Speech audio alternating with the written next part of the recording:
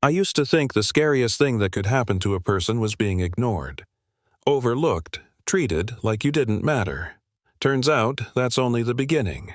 The real terror starts when the people closest to you decide your life is inconvenient, disposable, easier to erase than to deal with. And yeah, I learned that lesson the hard way while I was lying in a hospital bed, unable to move, unable to speak, listening to my own death being casually discussed like a scheduling problem. Let me take you back. My name isn't important anymore. Let's call me Claire. For most of my life, I was the reliable one, the calm one, the woman who didn't rock the boat. I married Ethan because he was ambitious, charming, the kind of guy who knew how to talk his way into any room. People liked him instantly. Me, I was more background, supportive wife, the one who adjusted her life around his, you know what I mean? The accident happened on a rainy night. We'd been arguing earlier, nothing dramatic on the surface, but sharp underneath. Words that stick. Accusations. That look in his eyes like I was suddenly in the way. I remember getting into my car, my hands shaking, the rain hitting the windshield too hard, too fast. I pressed the brakes. Nothing. Just a sickening glide forward, headlights blurring a sound like metal tearing, and then darkness. When I came back, I didn't really come back. My body was there, but I wasn't awake. It wasn't peaceful. It was heavy, like being pinned under something you can't lift. Sounds came through sometimes, muffled, distorted like voices at the bottom of a pool. I felt hands pressure cold air. I couldn't respond. I couldn't scream. I was trapped inside myself. That's when I heard him. "She's not waking up," Ethan said low and controlled. "The doctor's already told me." Another voice answered, a woman's voice, smooth, familiar in a way that made something inside me tighten. "Then why are we still waiting? This is dragging everything out." That was Lena, my friend. Or at least the woman I thought was my friend. The one who used to sit at my kitchen table, laugh with me, talk about life like we were on the same side. They stood beside my bed and talked about me like I was furniture they hadn't decided whether to throw out yet. They talked about paperwork, insurance timing, about how long it might take, about how exhausting it all was for them. I didn't hear everything, but I heard enough. Fear doesn't need full sentences to take hold. And the worst part was I couldn't react, couldn't open my eyes, couldn't let them know I was still there. What I didn't know was that someone else heard them too. Her name was Marissa, the nurse assigned to my room. She'd been doing this job long enough to know the difference between grief and calculation. She stopped in the doorway when she heard Ethan say, "If she doesn't wake up soon, it might be better for everyone." Better for everyone. Yeah, that happened. To the rest of the hospital, Ethan was the perfect husband. Always polite, always present, bringing coffee for the staff, thanking the doctors, telling anyone who would listen how much he loved me. But Marissa saw the cracks. She noticed how his questions were never about my comfort, only about outcomes. She noticed how Lena showed up too often, standing too close, whispering too freely. My mother Ruth felt it too. She visited every day, talked to me like I could hear her, brushed my hair, told me stories about when I was little. Ethan hated that.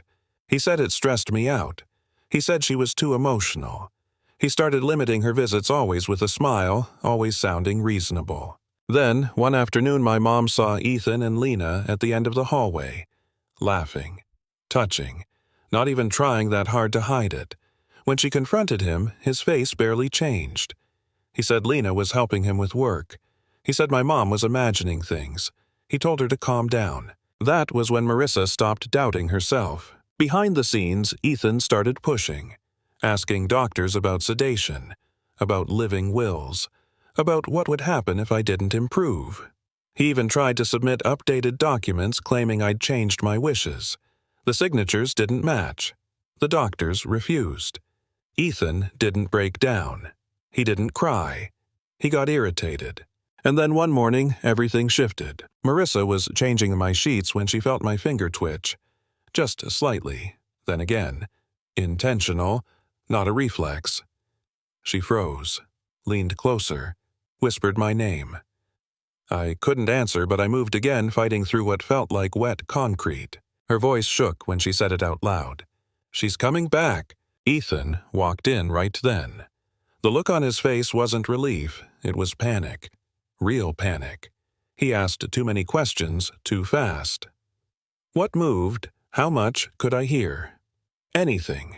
Did I seem aware? Marissa went to get the doctor, but she didn't like leaving me alone with him. She didn't like the way he stayed behind, standing too close, too quiet. When the doctors confirmed signs of consciousness, the room filled with activity. Tests, orders, hope. Everyone smiled. Everyone except Ethan. He stood in the corner watching me like I was a problem that had just reappeared. Later, when it was quiet again, he asked Marissa something that made her skin crawl. If she wakes up fully, he said, could she remember things people said while she was unconscious? Marissa gave a careful answer and left the room. She came back minutes later because something told her not to trust the silence. The door was closed. She hadn't closed it. That instinct saved my life. After that, she stayed close. And she did something that changed everything. She slipped a tiny recorder into my hand and whispered, just hold this. You don't have to do anything else. What Ethan didn't know was that my room was under enhanced monitoring because of my condition. What he didn't know was that while my body was unresponsive, my brain wasn't fully gone. What he didn't know was that every word he and Lena said had been recorded. As I drifted in and out, I heard pieces. Arguments about money, about my belongings, about how the accident should have finished things, about the brakes. That's when the fog cleared just enough for the truth to hit me like ice water. The crash wasn't an accident. When I finally opened my eyes for real, everything rushed back. The cheating, the lies, the fight that night, the way my car didn't slow down, and the last thing I remembered before everything went black, whispering his name. Ethan came in later with a folder of papers, smiling like he'd practiced in a mirror. He thought I was still too weak to speak.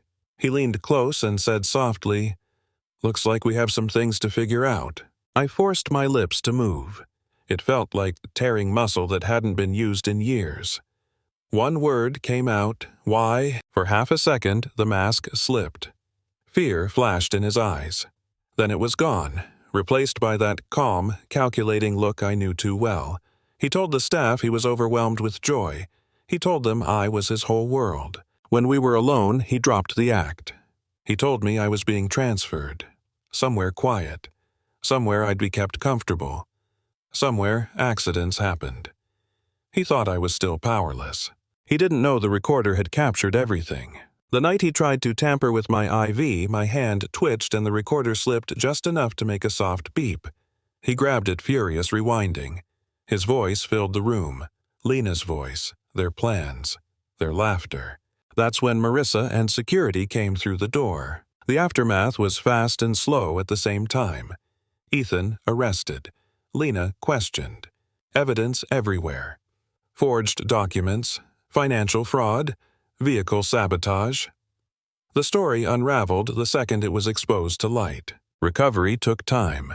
Healing always does. But something changed in me. The woman who'd spent years shrinking herself to keep the peace was gone. I testified. I reclaimed my life.